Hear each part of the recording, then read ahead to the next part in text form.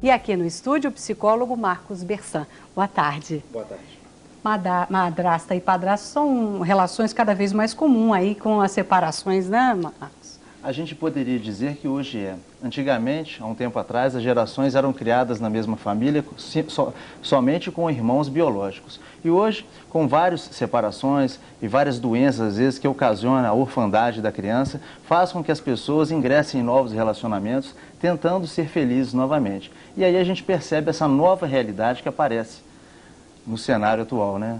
Bom, tem um caso, por exemplo, de um homem divorciado com filhos que se casa novamente e vai morar com essa outra mulher que também já tem filhos e leva com ele esses filhos. Aí que a relação fica complicada.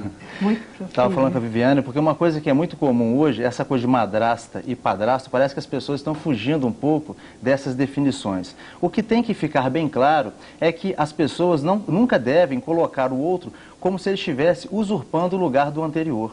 É importante que se construa uma nova relação e não fomente na criança ou naquela pessoa um lugar de disputa. E que essa pessoa vá se preparando, porque é interessante que quando acontece a separação, os pais se preocupam muito com o bem-estar psicológico. Mas quando acontece um novo relacionamento, parece que essa preocupação não acontece com tanta frequência. Olha, o Adelson do bairro Bandeirantes acha que o filho legítimo gosta da enteada dele.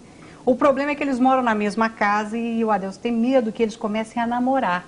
Adelson não acha certo eles namorarem, já que eles são como irmãos. De que forma ele deve agir com os dois? E o que o senhor acha desse namoro que pode surgir dentro de casa? Olha, é uma coisa assim, a primeira coisa que ele tem que excluir é a fantasia, se isso realmente está acontecendo. Então é importante que ele converse com os dois, né? E para que ele verifique isso. Mas é importante deixar bem claro que não são irmãos. Podem vir a se tornar, fortalecer esses vínculos, mas é importante colocar isso, porque às vezes existe essa necessidade de querer que as pessoas sejam como irmãos. E muitas vezes as pessoas não têm essa demanda de... Você acha que o Adelson deve conversar com os dois, sentar e avaliar a relação? O que acontece, Viviane, é que as pessoas às vezes ficam aflitas para querer uma resposta. Então a coisa mais sensata realmente é a pessoa conversar, ele dialogar com as pessoas aí envolvidas. Bom, a Mônica, da Vila Olavo Costa, diz que tem uma filha de 5 anos e um enteado de 14. Ela percebe que o enteado está se afastando um pouco dela. O que fazer para que isso não aconteça? O que acontece é que muitas vezes a pessoa se sente preterida, tem a questão da lealdade. Muitos dos enteados acabam ficando preocupados de não estarem sendo leais a outro pai que foi deixado. Então, isso tem que ser falado o tempo inteiro. Há uma relação de disputa, como nos irmãos biológicos, e nessa relação também não é diferente. Há essa relação de disputa, de poder, para ganhar mais afeto. Então, tem que ser conversado também.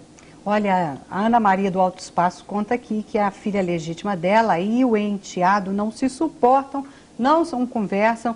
Ela diz que não houve briga nenhuma séria, mas desde que as duas, a enteada e a filha, começaram a morar juntas, elas não se dão bem. E ela quer saber o que ela faz. Olha, é interessante que as pessoas, quando têm a família original, têm normas de convivência. E quando entram numa nova família, esquecem de recombinar essas normas, tipo o horário de TV, quem vai usar o computador. Então é importante que seja estabelecida novas normas de convivência e que essas normas, se possível, partam dos próprios filhos, ou seja, dos enteados e dos filhos biológicos, para que eles mesmos assumam a responsabilidade sobre a possibilidade de cumprir ou não essas novas regras da casa. Bom, César, do bairro Granbury, diz que criou a enteada que hoje tem 23 anos. Ele sempre percebeu que a menina gostava mais dele do que do pai. Então, o que fazer para aproximá-lo do pai legítimo? Acontece muito isso. O que as pessoas têm que entender é que o afeto não tem como você direcionar, não tem como você escolher de quem você vai gostar. Isso é uma coisa, pelo que da pergunta, que está incomodando mais a ele do que a pessoa. Você tem o direito de gostar de quem você quiser, né? Olha, uma pessoa que não quis se identificar, Marcos, disse que tem uma mulher, ela tem 3 filhos e 2 enteadas. E ela afirma que as 2 enteadas não gostam dela. E ela pergunta, como conquistá-las? É o que acontece, mais ou menos parecido com essa pergunta. Nós temos muitas fantasias e muitas vezes essas fantasias realmente não procedem. Então, as pessoas têm que perguntar o que está acontecendo. Se é uma autoestima baixa, se a pessoa está se sentindo por um período da vida com a autoestima fragilizada, então a pessoa acaba se sentindo sempre excluída, sempre não amada. E muitas vezes esse temor é mais da pessoa, no caso da carta, do que está acontecendo na realidade. Olha, a informação que eu tenho aqui é que as duas enteadas acham que ela ocupou o lugar da mãe, porque o pai se separou da mãe legítima para poder ficar com essa segunda, com a madrasta.